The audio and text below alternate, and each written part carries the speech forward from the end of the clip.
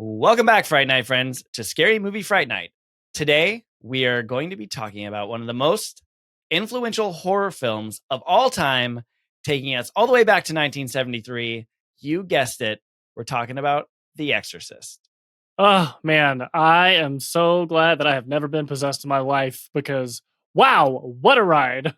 This is Scary Movie Fright Night, a podcast about two guys who just watch scary movies. I'm Chris, and I love scary movies. And I'm Sam, and I hate scary movies. My body just shook. Give me the heebie-jeebies. No, don't. All you have to do is stay inside in your bed, and then you won't get murdered. Oh.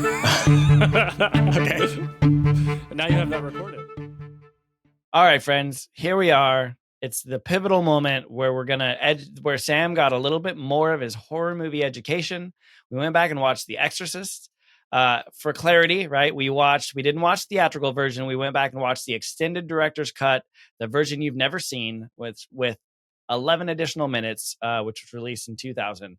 The original Exorcist came out in 1973, directed by William Friedkin, written by William Peter Blatty, starring Ellen Burstyn, Max von Sydow, and Linda Blair. IMDb gave it an 8.1 out of 10 and a Rotten Tomatoes score of 78% with an audience score of 87.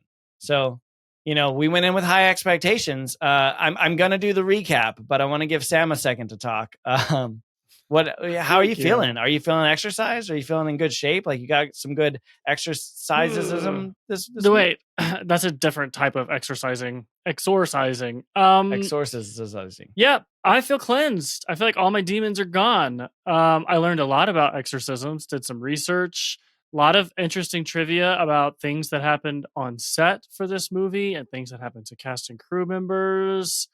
Some people say this movie was cursed. So we have a lot to talk about. Awesome.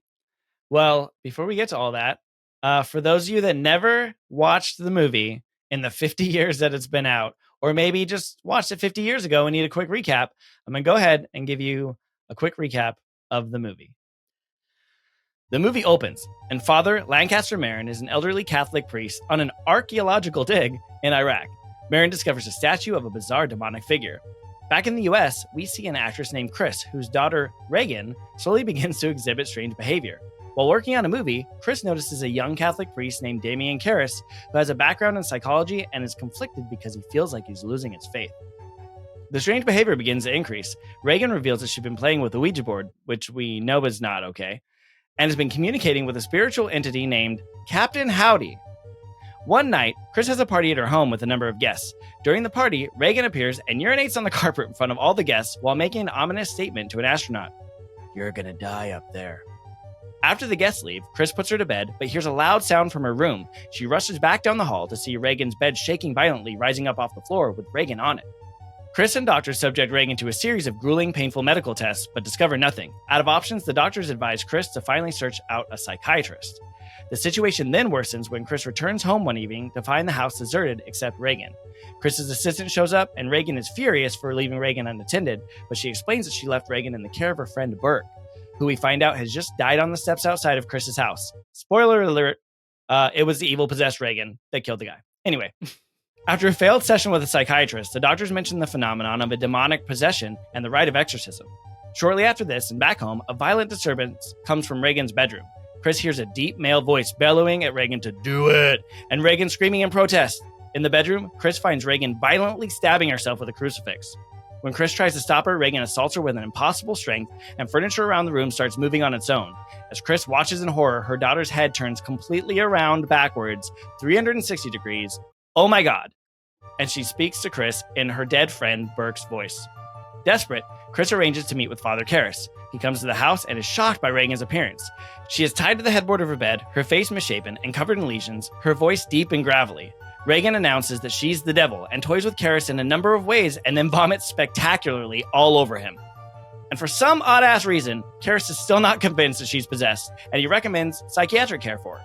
Chris pleads with him to help her obtain an exorcism, swearing that that thing upstairs is not my daughter.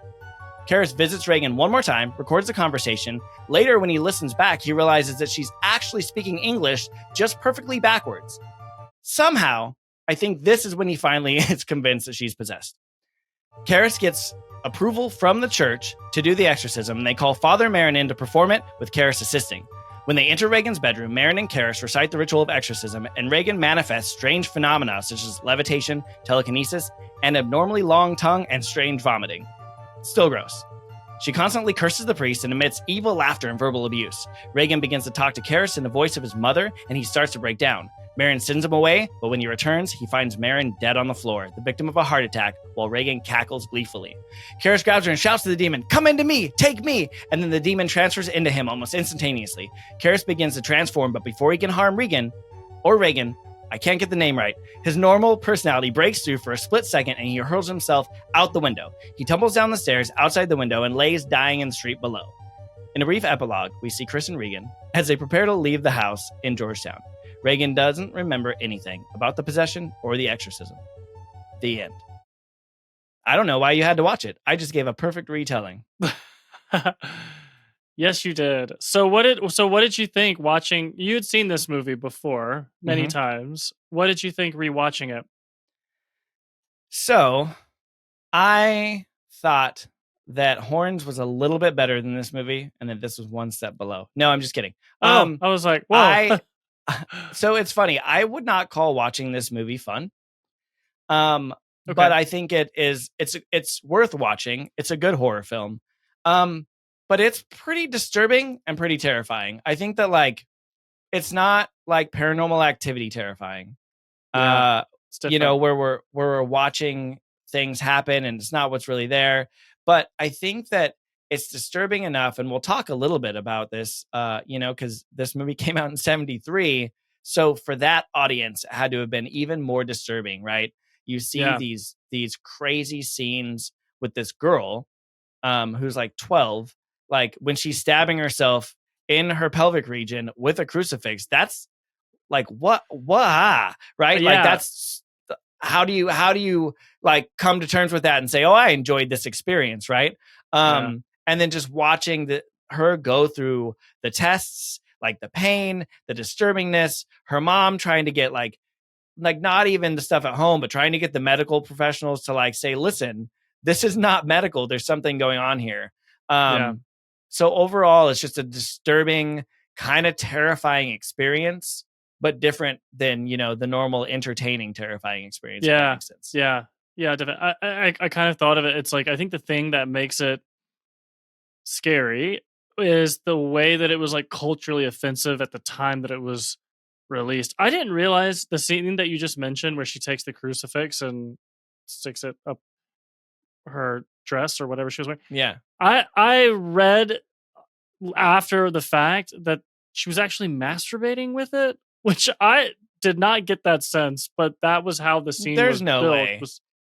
She that was the like, intent of the scene. like her arm was up high and she was stabbing it and there was blood. So that article might have been lying. It might have been. That might have been a misinterpretation of the scene. But that scene, and then it also talked about, like you mentioned, just all the medical procedures. The scene where they put the needle in her neck and there's like blood spurting out. Like at the time, that was something that was like pretty shocking to see on the big screen. Yeah. This is like decades before the Saw movies came out. So scenes like that, the whole vomiting thing, that became like a trope of horror movies and exorcisms. Like all of this stuff were things that people at the time had not been exposed to in a setting like this. So it was like, it was new, it was shocking, it was culturally very offensive. Yep.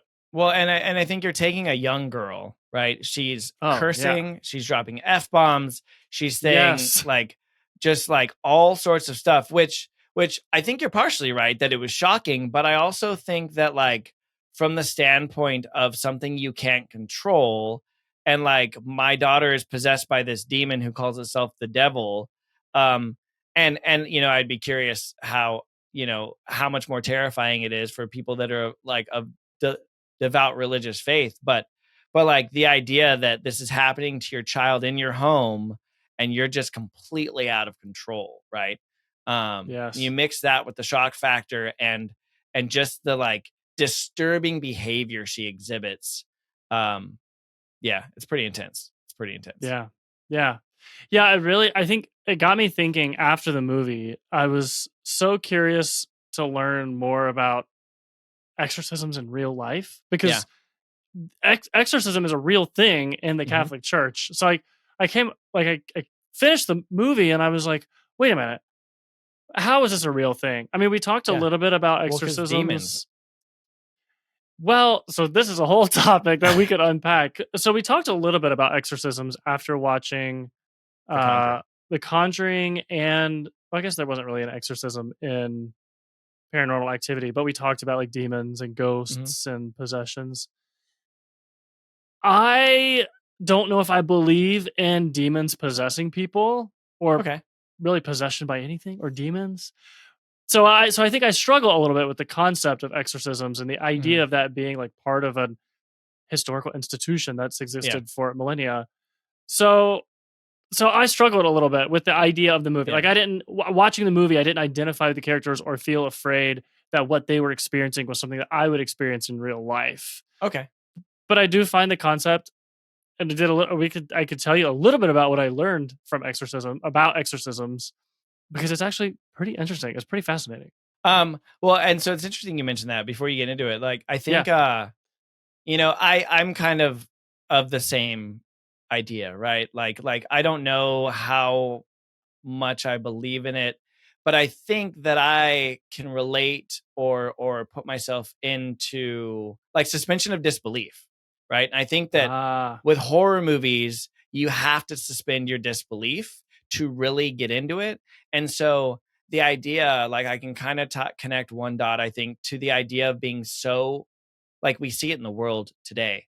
Like you believe something so much that you are blinded by all other things, like whether we tie that directly to a religious belief or not, but like that people are so devoutly believe in this that they watch this and think this is real, or that this could be real, or it could be, right? Who are we to say? But and so connecting in it from like a belief system, and even and then in this movie, right? Like there's kind of the through point of no one in the household believed in, like no one in the household was religious, right? So Hmm. they're coming at it from almost the shock factor of I don't believe in this stuff and this is happening. And of course, like they're like exorcism, demons, that's not real. So like from that standpoint, imagine if you, Sam, if like you came home and Zach started spitting green pea soup everywhere, and you're like, nah, he's not possessed. But then it continues down this train, and you then have to have that moment where you're like, wait a minute, like it puts your beliefs in question.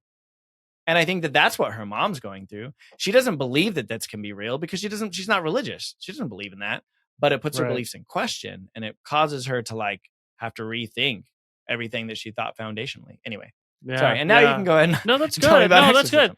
Well, I mean, so we there was some article we did last season where we talked about like what makes scary movies scary, and there's obviously a wide range of things. There's gore, there's like Hmm. shock value, but that was what you just said. That was one of the things. The idea that your core beliefs can be called into question, and suddenly Yeah. it's like you don't understand the world, you don't know who you are, or Yeah. whatever.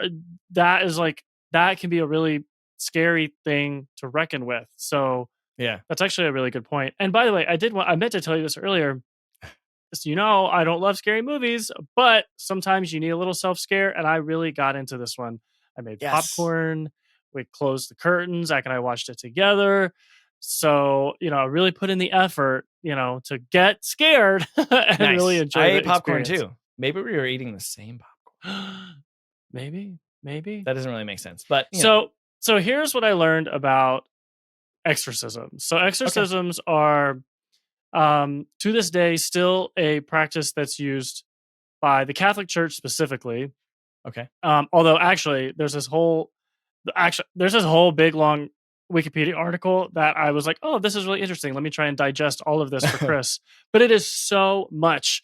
Oh, I can It's imagine. Like, it's yeah. well, the Catholic Church aside, just spirit possession in general in different cultures around the world is it's like found in any society, any culture throughout history.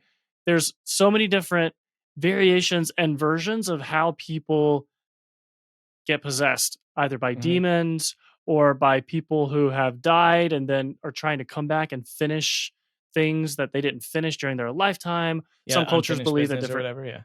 Yeah. yeah, exactly. Different animals, might possess people. So there's a lot of, some are associated with religion, others are not. But there is in any culture around the world so many different variations of possession by other beings or spirits or demons. So it's That's not unique interesting. to the Catholic Church. Right. But the church does continue to do exorcisms to this day. So the Vatican has like official guidelines for who can do an exorcism and what it is and like what are all Hmm. the proper procedures and everything. Um, a person who claims to be possessed must be evaluated by Okay. doctors because they've there's like a possession could easily be, or mental illness could easily be mistaken as possession. So before we start doing Interesting. exorcism, we got to rule out all the options. It could be a mental illness.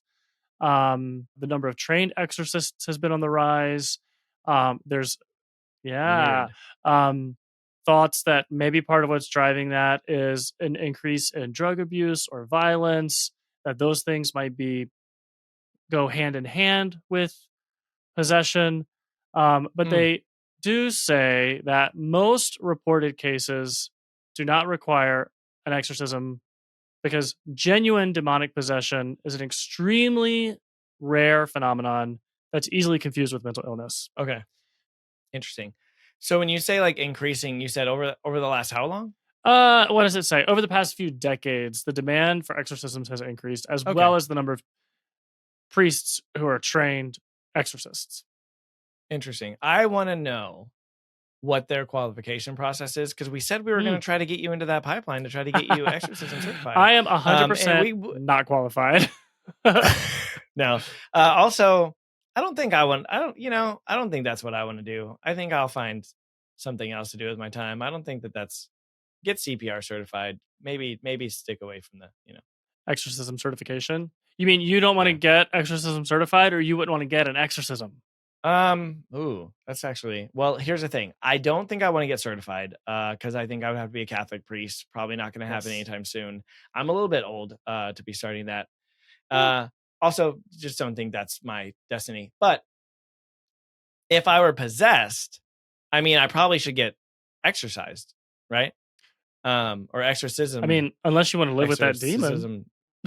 Yeah, I mean, we live with enough demons as it is. But I would take an exorcism if I were truly demonically possessed. I would rely on my co-host to both make sure I get the exorcism, but then also make sure that we get good video of it so we can share it on our socials for our listeners. Yes. Yes. Well, the interesting thing about getting qualified is that, and I'm totally going to butcher this explanation, but an exorcism is what's called a sacramental. So there are the sacraments of the church, which include like marriage and communion Mm, and maybe the last rites. okay. Okay, I need to brush up on my sacraments. Haven't been to church in a while, but a sacramental is an exorcism is an Mm, example of a sacramental where in the case of a sacrament, the idea is that the grace of God is like coming through the priest. okay. The faith of the priest doesn't play a role in how effective the sacrament is, if that makes sense. Okay. In the Okay. case of a sacramental, the faith of the person. So you're saying that like you don't actually have to believe in God to like marry someone, but if you want to get a demon out, then you've got to be like super faithful and like Yes, and yes. I mean, granted, actually if believe in you're what you're doing. Which I guess that makes kind of sense, right? So like yeah, I mean, I think if you're the priest, I don't think it's like saying you you wouldn't have faith in performing the sacrament. I think it's just the power of the sacrament doesn't come from like the heart of the priest. Whereas in the got it. sacramental, when you're performing the exorcism, it's like the will of the priest is Okay. part of the effectiveness of the ceremony. Got it. I'm not a scholar, so Okay, I'm like okay. totally So butchering it's this like explanation. But right. So like you can roll out of bed and like just kind of like be half in it that day and you can marry someone. But if you're going to go exercise a demon pre-workout, like focus, mental clarity, hit the ice bath, yes, like get on deck, like full garb and go at it with everything you've got. Which is why in the movie they're like taking it very seriously because Right. they're like shit can go down, people can die. They did like that was the whole point. And we talked about this a little bit with The Conjuring when at the end of the movie I can't remember who the character was, but he was like, "I'm not supposed to do the exorcism. I don't know how to do this. I don't know what I'm doing." Right. It's because you have to be prepared and you have to be in all of the right. Uh, oh yeah, Ed Warren, that's who it was. Uh, so that is what made it such a big deal was the fact that he did it even though he wasn't Right. qualified. Right. Although I would argue that technically his wife is the one that like put her hand on the lady's head, and so like it was like a team venture, Team effort. team effort. Maybe it's like in the end of Guardians of the Galaxy when they all join hands. Yes, and then that's they're exactly. able to like hold. Yep. The Conjuring is There we go. basically like the horror version of Guardians of the Galaxy. So it's interesting. So I think that probably also ties in when Father Karras was like, "Oh, I want to do the exorcism," but then they were like, let's get someone that actually knows what they're doing, because we have this other guy. Yeah. So I mean, it seems to align, right, with what you researched. Like, it seems to be relatively historically accurate, which I think that I read somewhere, and maybe you read this as well. I don't have the article handy because there's a lot, as you exuded to before we started today. There's a lot of information out there about The Exorcist. You can go down rabbit holes for days reading about it. But I think that I read that like the Catholic Church supported this movie, whereas if it sometimes like a representation like this, I think would maybe be frowned upon. Mhm. By the church or by someone that it represents. But I think if I read correctly, they supported this movie because I think it was a relatively accurate-ish representation of what that would actually look like, which I found interesting. That is interesting. So now that we are all educated on exercising and exorcism in nation, so what specifically about the movie? Like, what were your thoughts on the movie? I have a couple things I wanted to talk about. There's nothing like crazy drastic in the movie. That there's just no real big particular things to talk about besides kind of some shock factors. But what are the things in the movie that really captured you, for lack of better terms? Captured me. Okay, I have to think about that. Well, and I guess like for me, right? Like when the movie started, I forgot how iconic the opening music was. But what's funny is it's very similar to Halloween music, like the way that it just like stings you and you hear it and you're like, oh man. But it only plays like at the beginning and the end. Whereas Halloween, like it kind of, that John Carpenter score like kind of plays throughout, as we talked about back in our Halloween episode. But the music hits at the beginning, and I am pretty sure they use the same music for Exorcist Believer, which we'll talk about a little bit later because we're going to watch that for next episode. But I thought the music right off the bat like kind of stings you and you're like, oh man, like this gave me the feels, even if it was only there for a couple seconds. But I thought that was interesting.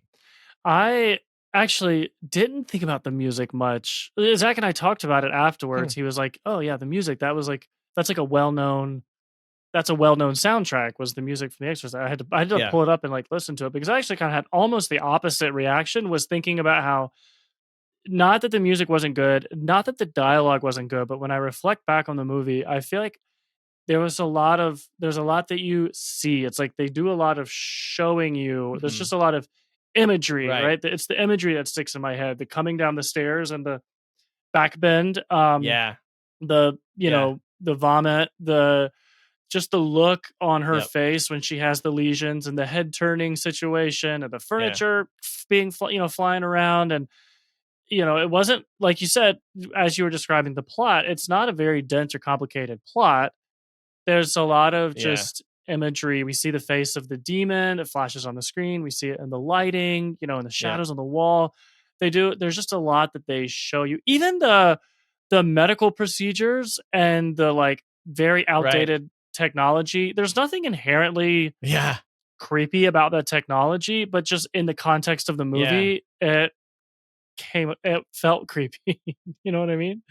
Yeah. Well, and I guess that's a good point. Like, and we did already hit on this a little bit about like shock factor, but I think you're right. I think that like that's what made it disturbing. Like watching her discomfort with these loud medical machines, this little girl going through this like test after test. And watching her in this bed with this experience happening, stabbing herself, or just like, levitating, or her neck twisting all around. I mean, that piece is one of the most iconic horror film things, is a head twisting around. We could probably find an article that would talk about 200 different movies that have referenced movies, or probably Simpsons episodes, or, Family Guy, all of the above, right? That have referenced like the head spinning 360. But they're all stuff that you just see and you're like, ugh, you mentioned the going backwards on the steps. And I have to hit on that because, and I hinted at this a little bit before we started, but so my mom read the book before the movie ever came out. And that scene, as it was described in the book, I think literally gave her nightmares. It creeped her out so bad. The sound of her, and then like her coming down on all fours, flipped backwards down the stairs. But that was not in the theatrical version. That was not in the movie that made it to theater. So my mom had this burned in her brain from her imagination from reading the book. And then in 2000, when this one came out, they included it. And so I have this like passed down creepiness to it. Obviously, like the CGI of her actually coming down the stairs is not quite as believable as something 40 years later as we would see in like The Ring or something like that, right? Oh, but it was pretty good. It's not CGI. What is it like? Someone actually coming down? Oh, did they just speed it up? No, I don't know exactly how they did it, but I read somewhere that it was like someone who was a gymnast who could listen. Oh, I attempted this upside down crab walk. I swear. I got on the floor, I put my hands, I can get in that back bend or whatever. Yeah. I cannot walk. I was like, oh, how hard can it be? It's not easy. Okay. Yeah. Well. But I think I read again. I like skim like 50 articles to get ready for this podcast. So I like read something and then I'll forget. I'm like, is that what I read? But it was definitely a person, and they might have had like a harness or something to help them move up and down the stairs. Maybe they played with camera angles. Maybe they did something in reverse. Like, I don't know how they got it, but it definitely wasn't CGI. It was a person in that position walking down the stairs somehow. Okay. Which actually makes more sense. Yeah. As to why it didn't look like what we would expect nowadays. Because it looked like someone who is more mobile than me trying to do it. But on that note, I don't know if you caught it. Like, I knew it was coming, so it's hard for me to gauge. But what I thought they did great about that scene is the sound, because she had just found out that her friend was dead. The cop leaves, and you hear, and it almost gives me chills thinking about it right now. It might be the most chilling part of the whole movie for me, because you hear the running down the stairs. And if you're not tracking the sound piece, I would say after this, go back and just watch that scene, because I think you own the movie now, because I think we both had to buy it to watch it. But that scene, the sound, you hear very faintly the running down the stairs, but it's not just two, because it's all four limbs, and it builds up super loud before it shows it. So that build up, for me, knowing what was coming, I stopped it and I rewound it and I watched it again, because I thought the way they crescendoed that, the audio sound of the four limbs coming down the stairs from far away to up close, I thought it was like well executed. I thought it was actually really well done. Yeah. I think, I don't know if this is intentional, but I feel like they would kind of do this thing where what you just described, they would be like an intentional like crescendo of sound. Something would happen, and then it would just like cut and move on to the next scene. Do you know what I mean? Like, she comes down the stairs, and she like vomits. She comes down the stairs and like spits blood out, and then it just cuts, and then it just like cuts to the next thing. I think the same thing happened in the hospital with like the machines. The machine's going, it's really loud, and then like boom, scene over, next scene. Or there multiple times in the bedroom where some interaction would happen, and there wasn't. We never see the end of the interaction or the people leaving the room. Right. It was just like, it just kind of moves on. Yeah. So I think I feel like that's how they built the movie. Was, I don't really know how to describe it. I remember experiencing that several times as I was watching the movie. It was like, oh yeah, we don't find out how she got off the floor and got out of the room. It's just next day. Yeah. Well, and the reaction after she comes down the stairs. Which, knowing that was added after the fact, right? Like, maybe they didn't have connected footage and so they just cut it in. But you're right. That's a good point. Like it is kind of just chopped up to here's the next thing. Right. They're almost like, let's not waste time. We already saw the shock on her mom's face. We saw her come down. Let's not waste time. Now we already know that she's probably going to be like, what are you doing? And then, Reagan's probably like, oh, I don't know. And then, so they didn't waste time with it. They just cut to the next thing. Yeah. I read with the head turning thing, the 360 head spin. Yeah. That, and I don't remember if it was the director, the producer, the photographers, but there was two people making the movie who disagreed about whether or not they needed to include that effect. Because one of them was saying like it's a supernatural, but it doesn't need to be something that nonsense unbelievable. The other one was like, we got to do this. This would be a really cool effect, and like it'll shock the audience. I mean, that's what they were going for. Like, let's show these images. Shock factor. Exactly. So they included it, and then afterwards, the one who was like, I don't know if we need that, was like, oh, I'm so glad we included this because it became a thing, and it totally works. Right. Even though it became the thing. Yeah. Yeah. Even though it's like not believable because it's not realistic. It's like, well, that's not the point. So yeah.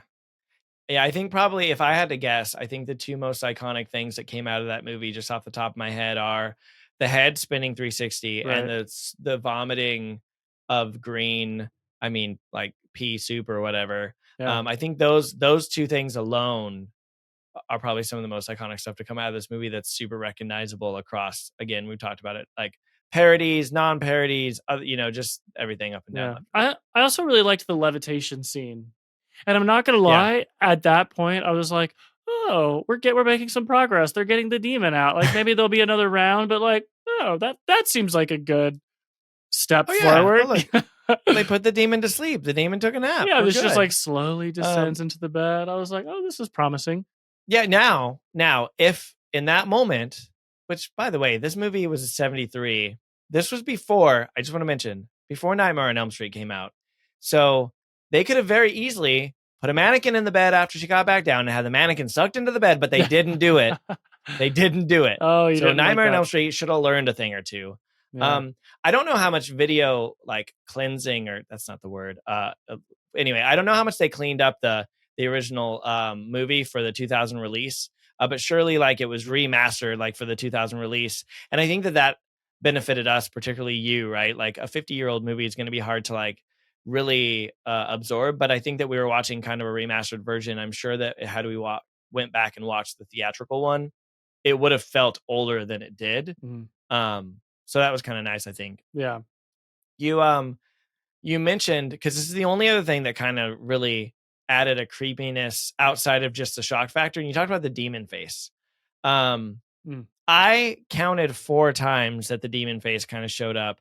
Sometimes more creepy than others. A couple times it showed up in Reagan's face, and I was like, but that's fine. But per this website that is captainhowdy.com, because that's a real website.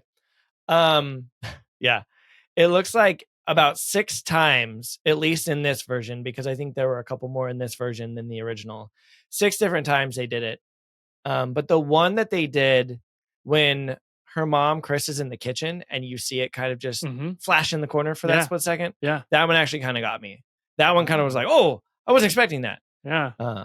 Anyway, I just thought I would bring that up. But I thought that was an interesting extra added creepy factor that they worked in to just do something a little different. Yeah. That was just kind of outside the realm of the shock factor. Just to provide a little bit of a different horror feel. You get this face. Yeah. What I appreciated, face, to be honest, but what I liked about when you see the like flash of the demon's face like on the wall behind her, you see that a couple of times, I think. So not when it cuts away, but like when she's walking through the room and then you see. I thought what was really cool about that is you know it's not CGI. They did that with lighting and timing.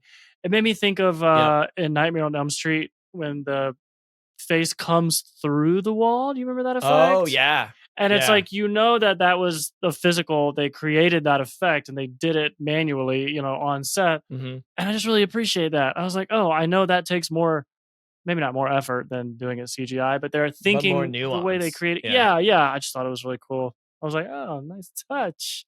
Nice Yeah, it is job. fun to think about like the older movies and how they had to do like things manually, right? Yeah, yeah.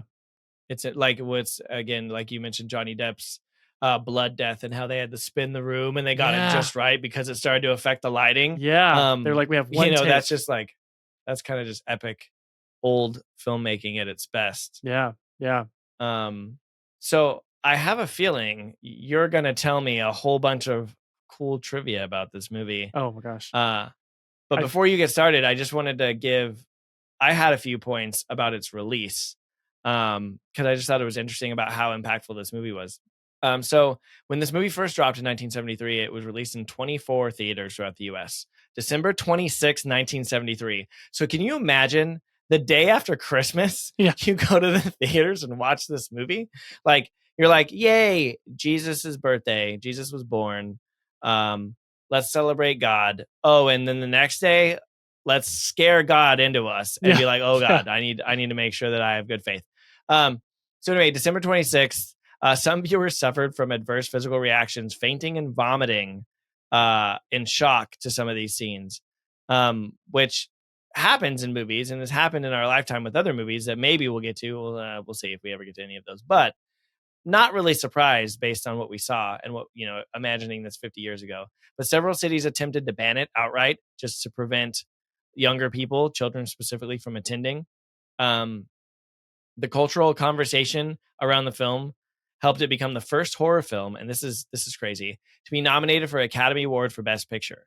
So even though it was it provided shock and awe, people were vomiting and all sorts of things. It was nominated for Best Picture at the Wow. Academy Awards, as well as 9 other Academy Awards.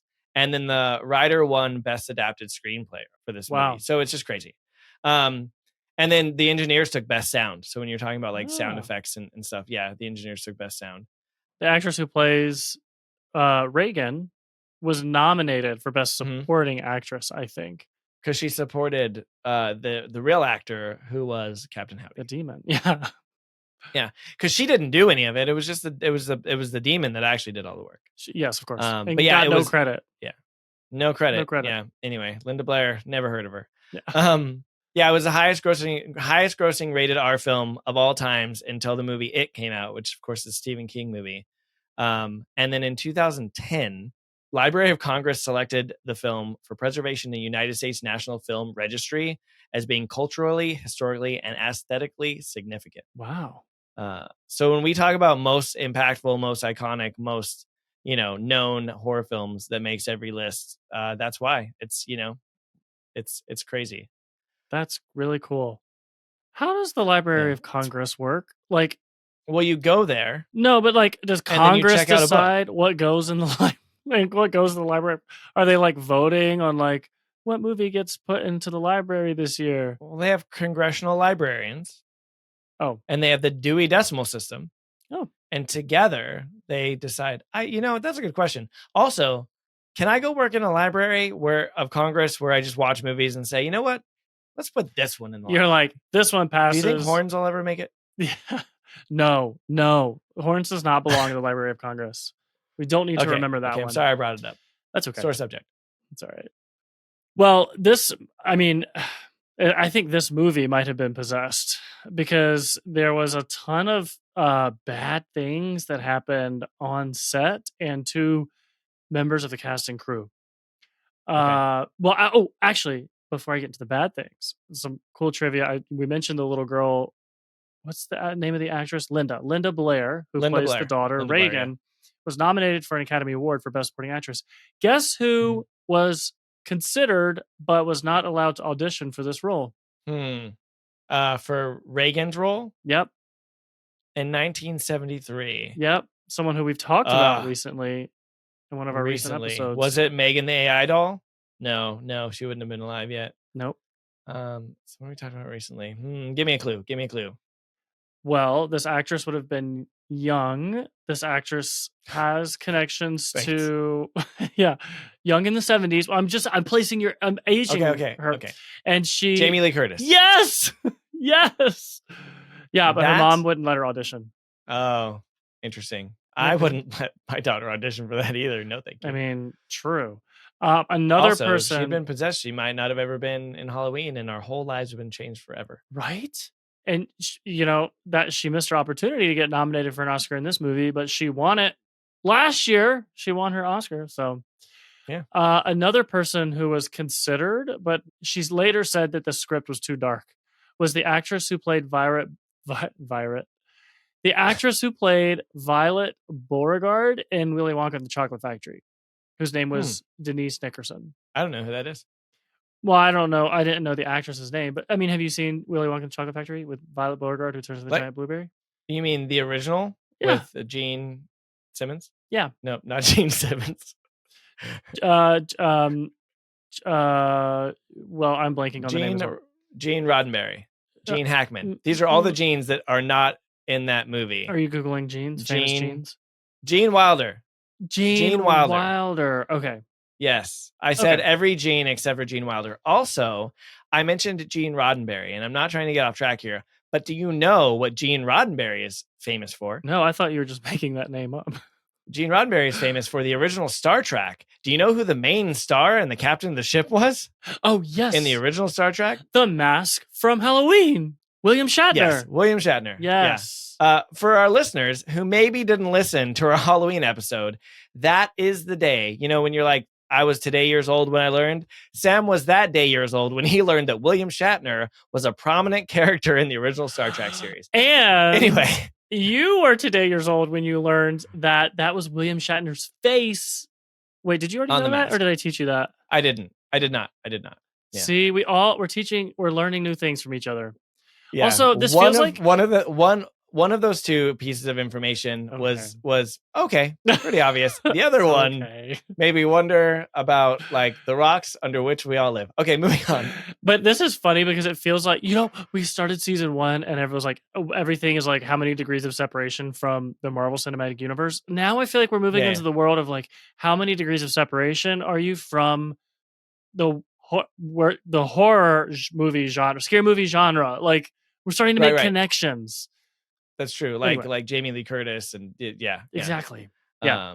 And Star Trek, which is a horrific show that you've never seen. Are you saying Star Trek or track?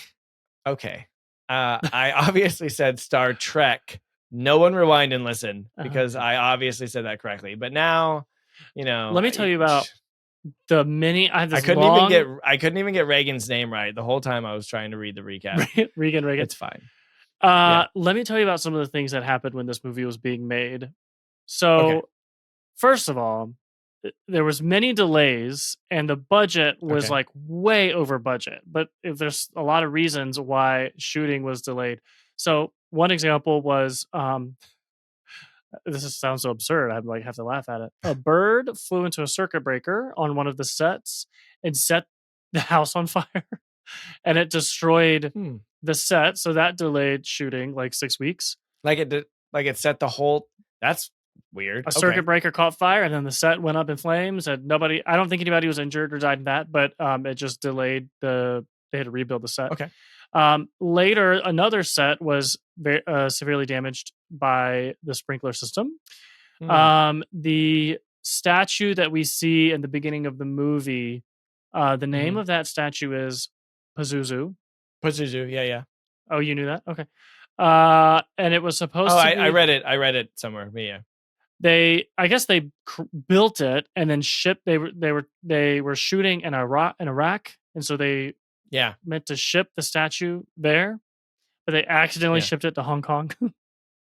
So that just delays. Iraq, Hong Kong, I mean, they're right next to each other. I did think it was very interesting seeing the Middle East back in 1973 or whenever they filmed it. I thought that was very unique. That was true. Because as you know, and our listeners may not know, as I lived in in the Middle East for a couple of years, so I just thought it was very interesting, particularly when he's in the market, right, and like he's around. Did you recognize that archaeological site? Oh yeah, from all my times that I spent in Iraq doing archaeological digs. Yeah, which are zero. Was it just me, or did the statue have a big penis? It did. Well, the snake wrapped around and stuck out like a penis. Oh. But speaking of weird penises, when they desecrated, when there was a desecration at the church, of the statue, Yes. and it had that weird horn penis sticking off the front of it. That reminded me of the Oh, weird red horn penis thing in Midsommar, Midsommar. and looked very similar. Now, that weird red horn penis, if people at home are not tracking, it's towards the end. Of There's Midsommar. this glimpse of Midsommar. Yeah, Yep. there's this glimpse of a woman who was actually the one that was that the guy who gets his skin peeled off was interested in. But there's no online explanation. There's a little bit of a Reddit that talks about it. Her face is beat up and she has this weird red tentacle penis thing sticking out of the front of her. And there's no, we don't know. The director hasn't commented on it. Like, we don't know. But all I know is that one of our listeners actually sent it to me on Instagram and was like, "Are you tracking this?" And I looked into it, and really that Reddit article was all I could find. But when I saw that desecrated statue, I was like, weird. It was very Interesting. similarly like this pointed tentacle thing off the front Yeah. of the statue, just like Midsommar. No idea if there's a relation, but anyway. Ooh, we'll have to dig. We'll have to dig deep and see if we can find that. We'll have to dig like it's archaeological dig. Yes. Yeah. Okay. So those were some of the just random things that happened on set that caused delays in the movie. But there were some other things. So both Ellen Burstyn and Linda Blair, who play the mother and the Mhm. daughter in the movie, were injured in different scenes, and injuries that then that had like long time consequences. So Ellen Okay. Burstyn actually broke a bone, I think she said. Yeah, she had a fractured bone. It was when the take in the film when she's thrown backwards, and then they have the I think it's when the dresser comes at her or something. She like Oh, yeah. falls Okay. back. Yeah, I think so. She injured herself during that. The daughter fractured her lower spine after I being think I heard about too. that.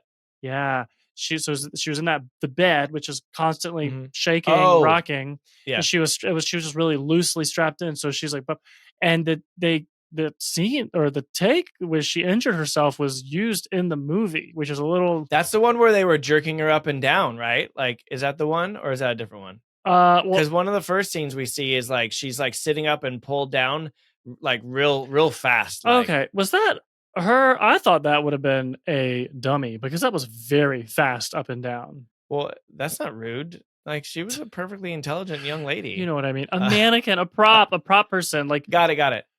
Good question. I don't know. I thought it, but I mean, it would be smart to put, a prop mannequin dummy because it person was there. like But so fast. yeah. But anyway, But interesting. maybe, Yeah, yeah, I don't know. So maybe. anyway, she was injured. She also, I mean, this one doesn't sound like a real injury, but Mhm. she has reported that she's had a lifelong aversion to cold because so many Mm. of these scenes they refrigerated the bedroom. To make And the breath and make it actually cold in there. yes, which I was Yeah. like, Yep. wow, commitment. So she's in there just in like a loose, nightgown in this Yeah. cold room, probably for hours while they adjust lighting and get the camera set up and all this kind of stuff. And so That's she crazy. has, not a fan of the cold Yeah. after all of that. Okay, then there was some impacts to crew members as well. There was a carpenter Okay. on set because you have carpenters who have to build furniture and set pieces and stuff. Anyway, cut his Right. thumb Right. off. So we had a Okay. lost thumb on set. Mm. And Did they find then it? a lighting technician lost a toe in a different accident. So wait. So someone lost a thumb. Someone else lost a toe. This is weird. This is getting weird. Okay. It gets dark. And I'm sure I'm sure this kind of stuff happens from time to time, but like Sure. this many things in one movie, it feels like Yeah. Well, and did you haven't mentioned it yet, but you were speaking of things getting broke. Like, did you on your list? Do you have like the thing that happened to Father Damien? Father Damien, Like, Father Damien. Damien Karras? The what was the Yeah, so after it's when they filmed after he threw himself out the window, the stairs broke his fall. okay. Sorry. Okay, go ahead. They broke his I've been fall waiting to tell over that and one. It over and wasn't even over. that good. It was pretty good. Yeah, over and over. Yeah. Um, Yeah. I you just got a little possessed by a little joke demon for a second. well, Um, that's story of my life. okay, so let's see. Now this is where it gets a little more dark because there was also some deaths involved. Oh Um, wow. let's see. The actor Jack McGowan, who plays the character named Dennings. I think he was more of a minor character. He was I think he was was he not the cop? I think he was a cop. I don't think so, but I could be wrong. I didn't, I don't do a great job with character names. I know Anyway, that's why you're questioning me and I don't appreciate it. yeah, sorry. You're like, it's this character. And I'm like, no, you're Oh, no, no, wrong, but no. I have no idea. Burke Dennings. Burke. Burke is the friend that she killed that was the friend of Chris. But that was his last name. So Burke was his first name. Yeah. So in other words, Got I it. was wrong. Okay. See, told you. Gosh. So that actor died a week after he finished filming his scenes. There was another actress, Vasiliki Maliaros, who played, I think, another minor character, but she died before the film was finished. So sometime between Weird. filming and release. Weird. Other people who died within, the time frame that the movie was being made or after it was released included these are crew members, not actors. Sorry, Okay. the night watchman on set, the operator of the refrigeration system that we talked about, Right. and this is sad, the newborn of one of the assistant cameramen. Oh, Sad. goodness. Also, Linda Blair's grandfather died during the first week of production. Another cast member or crew member had to fly home after his brother died. Let's see. Miller, who is Miller? Somebody, a crew member or a cast member, last name Miller. Their son died in a motorcycle accident. And then several years, this is where it gets really crazy. After the movie came out, Paul Bateson, who was the technician in the angiography scene, the angiography, I think, was that big machine in the hospital that did the crazy stuff. Yeah. I think maybe it was one of the hospital scenes. Anyway, he was convicted of murdering a journalist. What? So okay, just a lot of like death and near death, a lot of and weird, murder. yeah. And like this would be the movie that all that random stuff is somehow connected. It's like when you started. So like this is the plot of a movie that we're currently in, obviously, where we're the stars, and I'm probably going to be the final girl guy, and you're probably dying sooner than me. Oh, I will be the first. First to die. Yeah, token first. Very dramatic death, but it'll be the most memorable. But anyway, I don't know what I'm talking about. But like you're talking about the things, the set burns down, then there's water damage. It's like there's some entity that's like, we're not making this movie, and then it's like you said, maybe it was cursed. Maybe it was cursed. Yeah. Well, good thing we're gonna go see another one here soon. Oh yeah. Well, there's been a lot of these movies in this universe, right? There's been, I think there's 3. Yeah. And so at some point we'll figure it out. But there was a number 2 that also starred Linda Blair. I don't remember a lot about it, which is very helpful for this conversation. There was Exorcist 3, which I'm not going to spoil any of it, but they're all connected, right? And apparently this, like the scene at the very end, I think, where the other Father Dyer, and the cop are talking, I think that like established friendship connection. I think that kind of plays a little bit into the third movie. There's a character from the first movie that makes it into the third movie. That, again, spoiler alert, we're not going to go there, but they're all kind of connected, I think, with like the same spirit. And then kind of what happens after this movie. But yeah, so there's 2 others in the universe, but then of course what we're going to see next week, which we'll talk about, is just like 50 years later, and Ellen Burstyn is reprising her role as a woman who knows a thing or two about possession. Yeah, she sure does. Yeah. Well, those are all the fun facts that I had about this cursed movie. Well, nice. I'm glad that we could be cursed together, where we had some cursed popcorn and some cursed, we were possessed by our popcorn. Nope. Anyway, Sam, what do you think about the scariness of this movie? So I kind of struggled a little bit, and I hinted at this earlier, that I did not feel personally like, I think because I was not sitting there watching the movie thinking like, oh my gosh, I'm gonna get possessed by a demon. Right. I think there was a lot of shock in the vision, in the imagery of the movie, but I didn't necessarily have the adrenaline of fear. I gave it a generous 6 just because I could really Okay. appreciate how the era in which it was released, it would have been probably a 10. Extraordinarily frightening and shocking and offensive. Yeah, for Um, sure. so that's where I gave it. What about you? What did Cool. you think? So again, disturbing, chilling, I think was a word that I struggled to find. And I did some searches on the internet trying to figure out what the word I was looking for. I think chilling is kind of Mm, captures it for me. Terrifying makes it seems like I was super scared, but chilling. This one actually left me feeling a bit chilled afterwards. And I can't really like place it, but I think there's some sort of like kind of a fear of the unknown, right? And I think that this ties into paranormal horror. So whether it be very religiously based demonic possession, I think there's just something about it that leaves a little bit of the chill. Whereas I'm sitting there and it rolls credits and I'm turning the lights off, I'm not like super spooked, but there's just something off about like the unknown and what could be out there, and like it's just very weird. So yeah. I put like 6/7. So I think 6 is probably where I left it. So I think we came to agreement. So I was actually, when you started talking, I was afraid you were going to say like a 4, which is fine. But it would be a very interesting take on a movie that again I watched 30 years ago versus you watching it for the first time. But I think Yeah. I think 6 is probably, which is pretty impressive for a 50-year-old movie, to be honest. Yeah. Well, on that note, I mean, we've hinted on it about 35 or so times, but should we start talking about Next next week's episode? episode? Yeah. Yeah. Hey, if you're enjoying Scary Movie Fright Night, hit pause real quick, rate, review, follow us on Apple Podcasts, Spotify, or wherever you listen to podcasts. And now, back to the episode. So we mentioned it before, but this week we watched The Exorcist as part of our first ever double feature, double for the double season that we're in, season 2.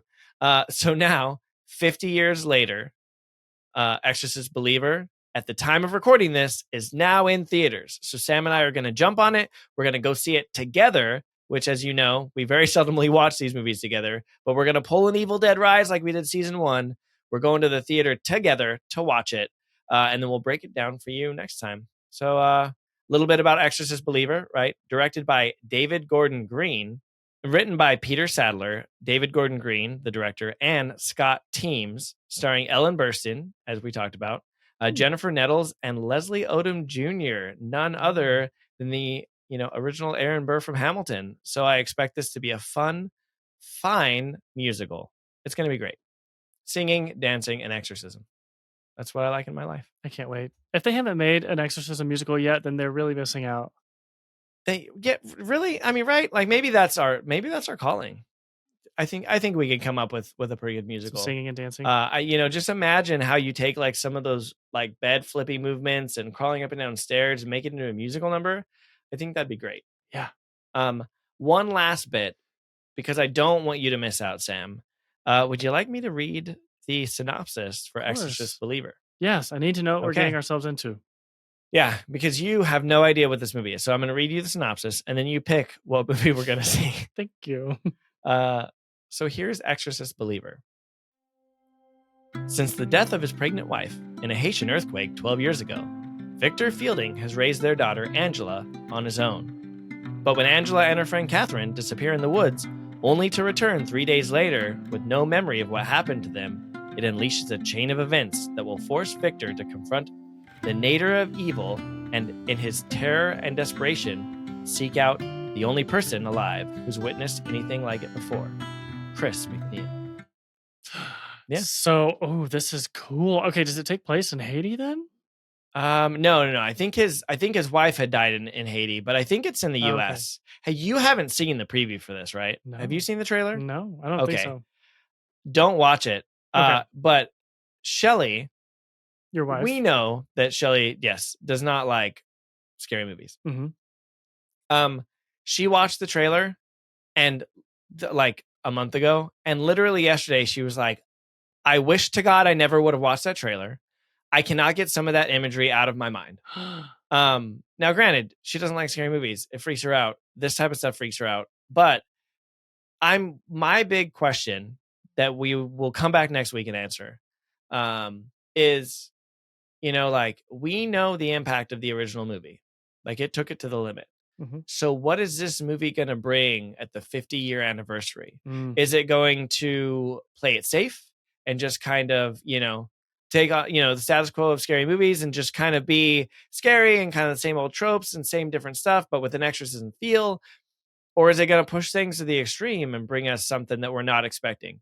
I'll be curious. It's kind of hard to top everything that's out there in the world today, right? But I'll be curious to see what they do. Yeah. Yeah, I can't wait to see, like, in what ways does it relate to the original? Like, is in terms of Yeah. style, does it make specific call outs or like nods to like Easter eggs almost?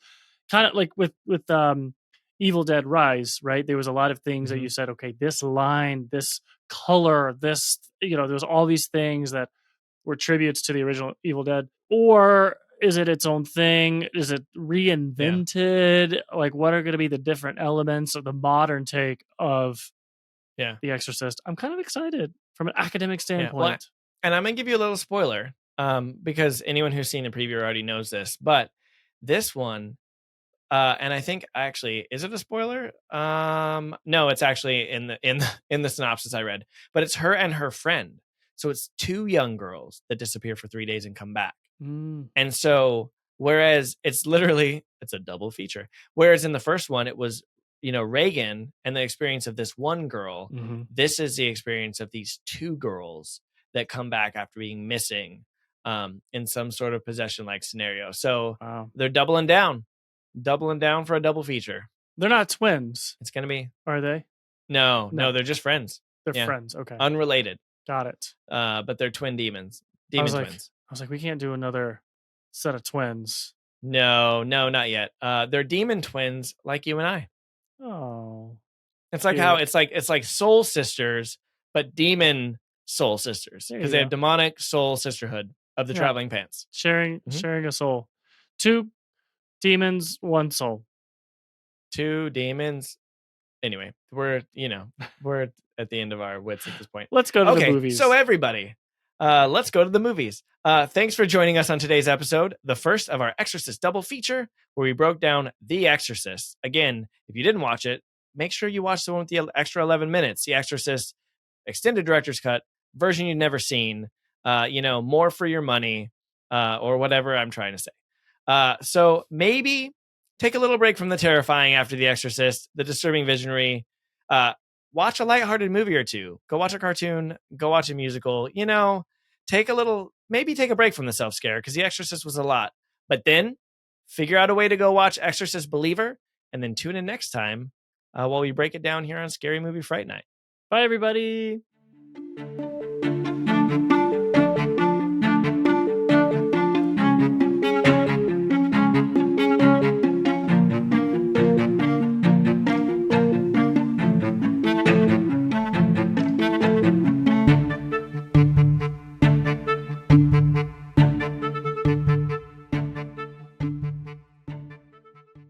Do you want to see me do the tongue thing that the demon does when she goes like, That's pretty good, huh? That's disgusting. Don't ever do that again.